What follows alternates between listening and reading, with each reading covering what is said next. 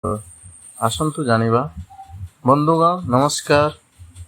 ଆପଣମାନେ ଜାଣୁଥିବେ ଆଜିକାଲି ଲୋକମାନେ ଚାହୁଁଛନ୍ତି ମୃତ୍ୟୁ ଆସିବା ପୂର୍ବରୁ ତାର କିପରି ସଂକେତ ଦେଇଥାଏ, ସେହି ବିଷୟରେ ଜାଣିବା ପାଇଁ ସମସ୍ତେ ଇଚ୍ଛା କରୁଛନ୍ତି।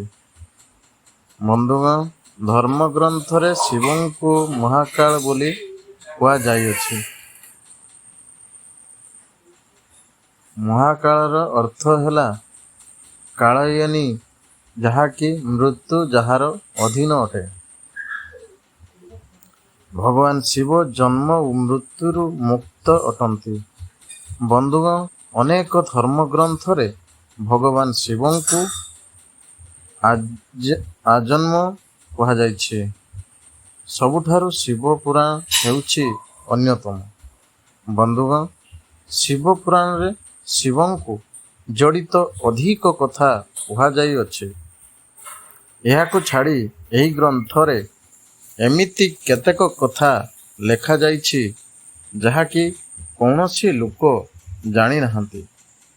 ଶିବ ପୁରାଣରେ ଶିବ ମା ପାର୍ବତୀଙ୍କୁ ଏମିତି କେତେକ ମୃତ୍ୟୁ ବିଷୟରେ ସଂକେତ କହିଛନ୍ତି। ଏହି ସଂକେତକୁ ବୁଝି ଆପଣ ଜାଣିପାରିବେ କେତେ ସମୟରେ ମୃତ୍ୟୁ ହେବ। ପ୍ରଥମ କଥା ହେଉଛି, ଯଦି କୌଣସି ଲୋକକୁ ଜଳ, ତେଲ କିମ୍ବା ଦର୍ପଣରେ ନିଜର ଛାଇ ଦେଖିପାରେନି, ତାହେଲେ ଜାଣିଥିବେ ଗୋଟିଏ ମାସ ଭିତରେ ସେ ମୃତ୍ୟୁବରଣ କରିବ। ଦ୍ୱିତୀୟରେ ହେଲା, ଯଦି କୌଣସି ବ୍ୟକ୍ତିର ବାମ ହାତ ଗୋଟେରୁ 2 ମାସ ଡେଇଁଥାଏ, ତାହେଲେ ତାର ମୃତ୍ୟୁବରଣ ହୋଇଥାଏ।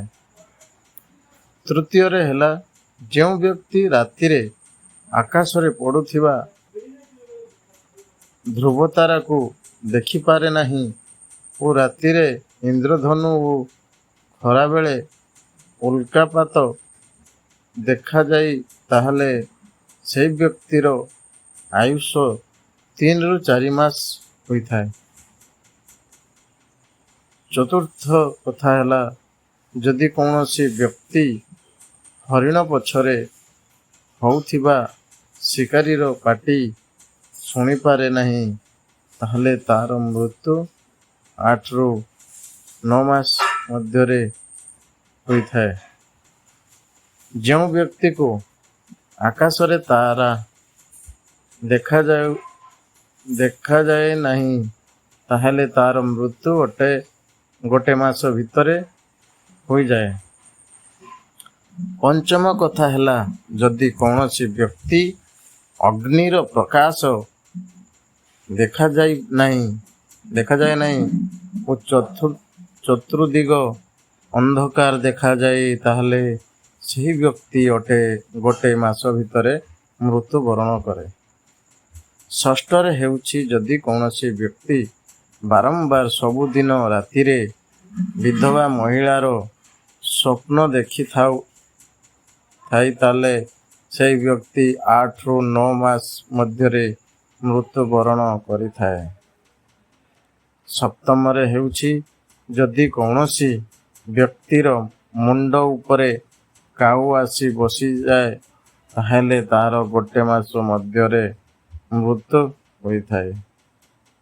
କିନ୍ତୁ ଅଧିକ ବ୍ୟକ୍ତି କହିଛନ୍ତି ମୁଣ୍ଡ ଉପରେ କାଉ ବସିଲେ ମୃତ୍ୟୁବରଣ ହୋଇନଥାଏ। ବନ୍ଧୁଗଣ, ଯଦି ଆମେ କୌଣସି ପକ୍ଷୀକି ମୁଣ୍ଡରେ ବସାଇଥାଉ, ତାହେଲେ କିଛି ଅସୁବିଧା ହୋଇନଥାଏ। କିନ୍ତୁ ଯଦି ସେହି ପକ୍ଷୀ ହଠାତ୍ ଆସି ଆମ ମୁଣ୍ଡରେ ବସିଯାଏ, ତାହେଲେ ଆମର ମୃତ୍ୟୁ ଘଟିଥାଏ। ଅଷ୍ଟମରେ ହେଉଛି, ଯେଉଁ ବ୍ୟକ୍ତିକି ପ୍ରତ୍ୟେକ ଦିନ ସ୍ୱପ୍ନରେ ଶ୍ମଶାନ ଘାଟ ଦେଖାଯାଏ, ତାହେଲେ ସେ ଜାଣିଯିବେ କି ତାହାର ମୃତ୍ୟୁ ଗୋଟେ ମାସ ଭିତରେ ହେବ। ନବମରେ ହେଉଛି, ଯେଉଁ ବ୍ୟକ୍ତିର ଆଖି, କାନ, ପାଟି, ଜିଭ ଠିକ୍ରେ କାମ କରେ ନାହିଁ, ତାହେଲେ ସେ ବ୍ୟକ୍ତି 6 ମାସ ଭିତରେ ମୃତ୍ୟୁବରଣ କରିଥାଏ।